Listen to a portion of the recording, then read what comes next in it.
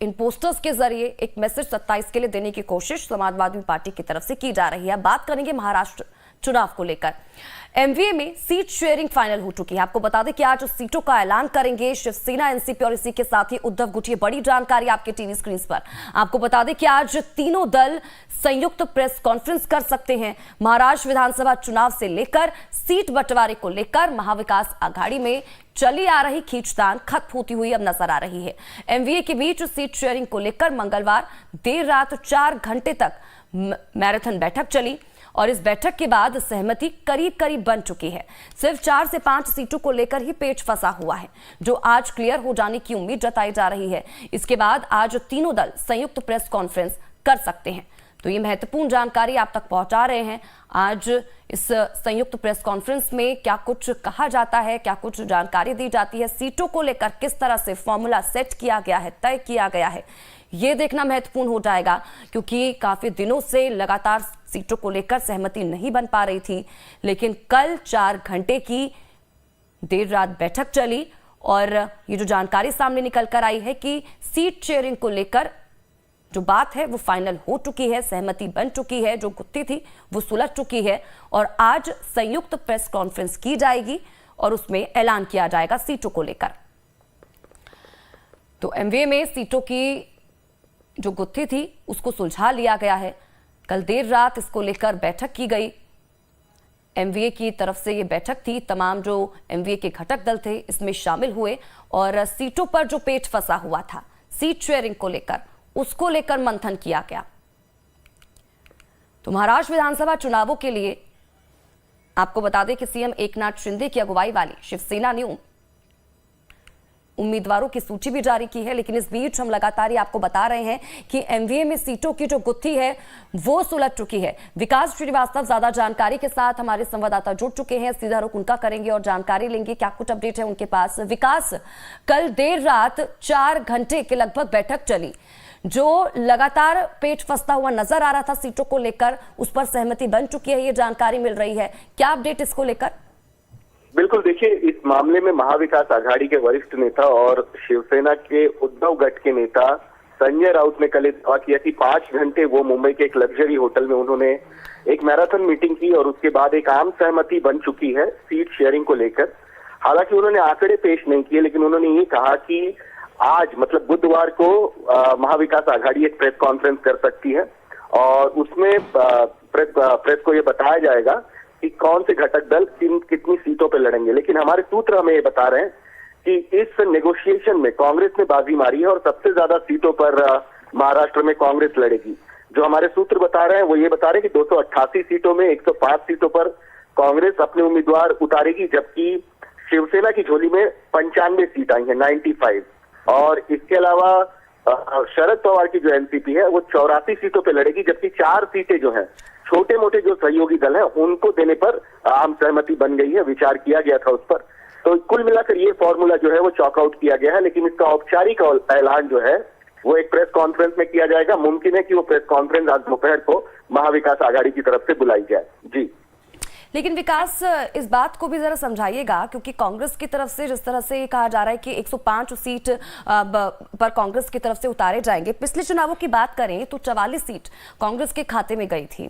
अब कोशिश कांग्रेस की इस बार भी यही रहेगी, ना सिर्फ उन सीटों पर लेकिन साथ ही साथ जो बाकी सीटें हैं उन पर भी जीत हासिल की जाए कांग्रेस की तरफ से। किस तरह से रणनीति रहेगी कांग्रेस की?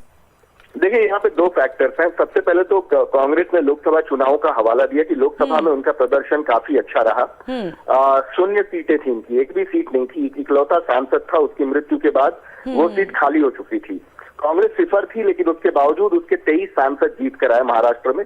तो लोकसभा चुनाव के प्रदर्शन का हवाला देकर मैक्सिमम सीटों की मांग की गई और इसके अलावा ये भी बताया गया कि भले ही पिछले विधानसभा चुनाव में सबसे ज्यादा सीटें जो थी शिवसेना के पास थी, तकरीबन 56, उसके बाद 54 सीटें एनसीपी के पास थी और कांग्रेस के पास 44 थी।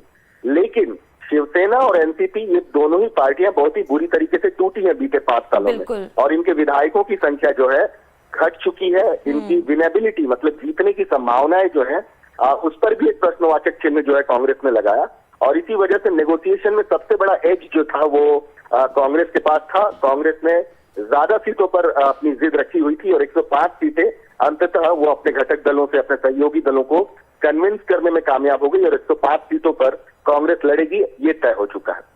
लेकिन विकास, लोकसभा चुनाव में कांग्रेस का प्रदर्शन अच्छा रहा था, लेकिन कॉन्फिडेंस कांग्रेस में नजर आया, लेकिन उसका खामियाजा हरियाणा विधानसभा चुनाव में कांग्रेस को उठाना पड़ा। कुछ ज्यादा ही ओवर कॉन्फिडेंस में आ गई। उन तमाम चीजों को ठीक करने की कांग्रेस को जरूरत है ताकि इन चुनावों में अच्छा प्रदर्शन कांग्रेस कर पाए। जी बिल्कुल, देखिए कांग्रेस के कुछ शीर्ष नेताओं से हमारी बात हुई और उन्होंने माना कि हरियाणा में कुछ गलतियां हुई हैं, कुछ डिसीजन गलत लिए गए, लेकिन वहां पर हालात अलग थे। हरियाणा में कांग्रेस वर्सेस बीजेपी की लड़ाई थी और दूसरी पार्टियां जो थी उनका कोई प्रोमिनेंट रोल नहीं था। लेकिन महाराष्ट्र में यहाँ पर वो जानते हैं कि सबको साथ में लेकर चलना पड़ेगा। यहाँ पे 1-on-1 की लड़ाई नहीं है, बल्कि यहाँ पे गठबंधन की लड़ाई है और इसी वजह से गठबंधन में बहुत ज्यादा किसी को हम नाराज नहीं कर सकते, ऐसा उनका मानना है। और इसी वजह से शिवसेना से भले ही उनका संघर्ष चला कुछ सीटों को लेकर, लेकिन अंततः वो शिवसेना को साथ में लेने में कामयाब हो गए हैं, कन्विंस कर चुके हैं कुछ सीटों को लेके।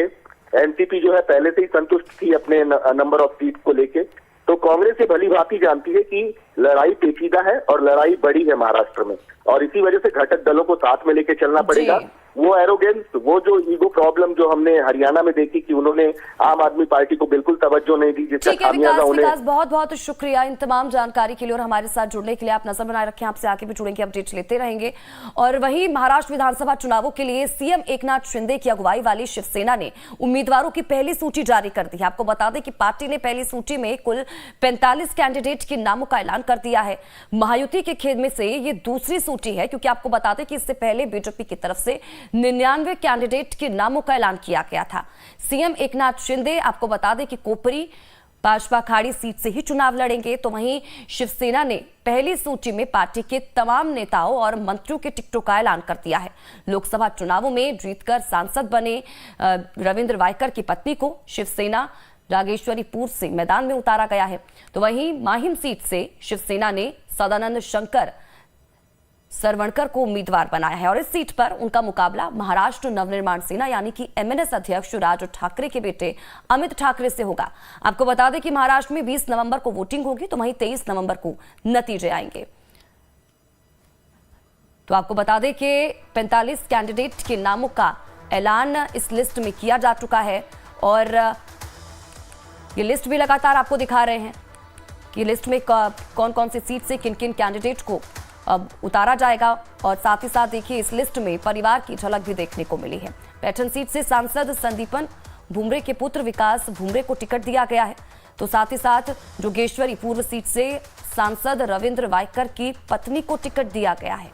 राजापुर सीट की बात करें तो यहां से मंत्री उदय सामंत के भाई किरण सामंत को टिकट दिया है। तो वहीं खानापुर सीट से दिवंगत विधायक अनिल बाबर के पुत्र सुहास बाबर को टिकट दिया है पार्टी ने। तो इस तरह से लिस्ट जो जारी की गई है उसमें नाम सामने निकल कर आए हैं। लिस्ट में परिवार की झलक भी देखने को मिली है। और वहीं रामगढ़ रांची टोल गेट पर जांच के दौरान पुलिस ने एक टाटा पंच गाड़ी से 45 लाख रुपए के चांदी के जेवर बरामद किए हैं। मंगलवार को आपको बता दें कि स्टैटिक स्क्वाड टीम और साथ ही साथ फ्लाइंग स्क्वाड टीम ने जांच के दौरान टाटा पंच कार से चांदी का सामान बरामद किया। डीसी चंदन कुमार ने ये बताया है कि बनखेता टोल गेट चेकनाका में जांच के दौरान एसएसटी और एफएसटी टीम को टाटा पंच गाड़ी में लगभग 45 लाख रुपए की चांदी की सामग्री 11 कार्टून में बंद मिला। गाड़ी के मालिक से पूछताछ की जा रही है, साथ ही उससे दस्तावेजों की मांग की गई है। फिलहाल सामग्री को रामगढ़ थाना में सुरक्षित रखवाया गया है। उक्त सामग्री की जांच के लिए आयकर विभाग और जीएसटी विभाग को सूचित भी कर दिया गया है।